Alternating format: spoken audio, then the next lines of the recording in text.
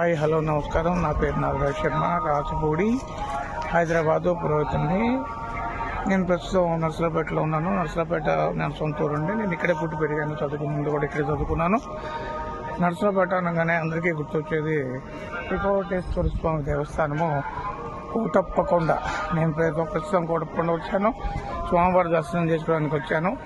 మీకు ఇక్కడ కొన్ని చిన్న చిన్న షార్ట్ వీడియోస్ చూపిస్తాను.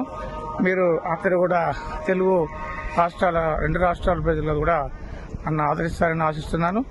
నా పేరు నాగరాజ్ శర్మ. నా ఛానల్ పేరు రాచపూడి బ్లాగ్స్. ఈ స్వామివారి గుడి యొక్క వెనక ప్రదేశము. ఇదంతా కూడా 3 కొండలు. ఇదొక కొండ, ఇదొక కొండ, అదొక కొండ. ఈ 3 కొండలు కలిపి త్రికోటేశ్వర స్వామి అంటారు. అలాగే మీద దక్షిణామూర్తి అని కూడా స్వామివారిని పిలుస్తూ ఉంటారు. ఇక్కడ విశేషంగా భాషల్లో అమ్మవారి దగ్గర అక్షరాభ్యాసాలు ఎలాగ చేస్తారో ఇక్కడ కూడా ఈ మేధా దక్షిణామూర్తి గుడిలో అక్షరాభ్యాసాలు అనేవి విశేషంగా జరుగుతూ ఉంటాయి.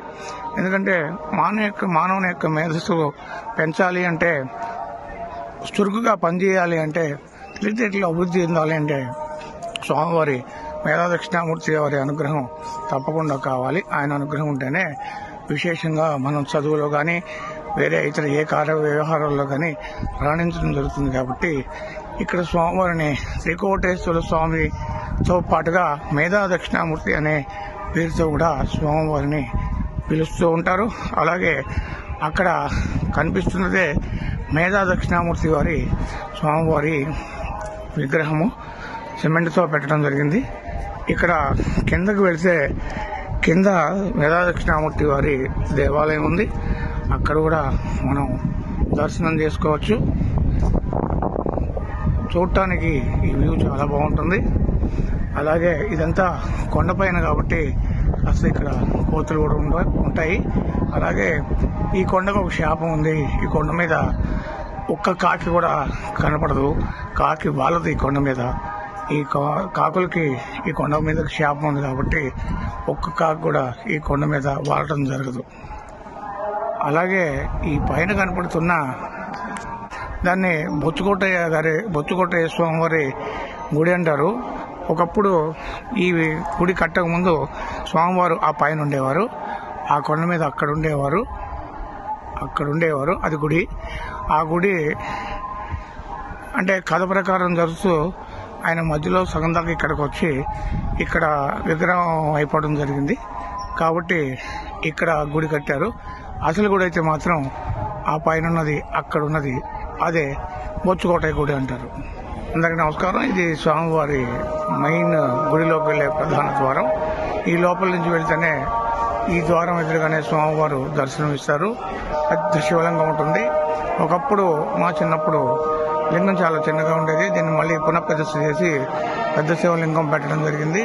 మొన్న శివరాత్రికి విశేషంగా భక్తులు వచ్చి ఇక్కడ తిరునాళ్ళు చేయడం జరిగింది. ఎలక్ట్రిక్ ప్రభలు ఆ సమయంలో వస్తే మాత్రం చాలా ఆనందంగా ఉండేది. చూడటానికి కనువిందుగా ఉండేది.